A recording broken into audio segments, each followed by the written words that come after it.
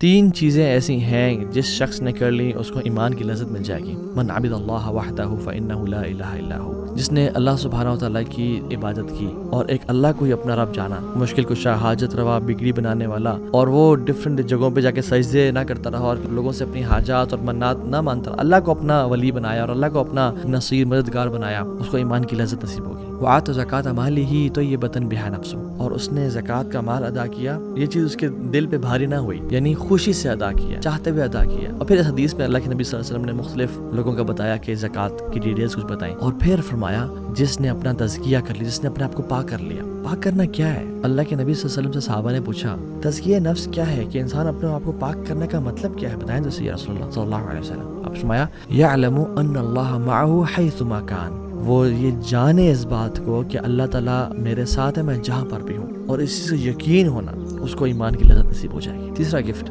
Shade on the day of judgement. جو شخص نوجوان ہے, ہارمونل چینجز ہیں, بڑی گناہوں کی گرمی ہے اس کے اندر, جو شخص اس گرمی کو سپریس کرے گا اور دبا دے گا, اللہ سبحانہ و تعالیٰ قیامت کے دن جب سورج 1 میل پہ ہوگا اپنے سائے کی ٹھنڈک نصیب کرے گا اس شخص کو.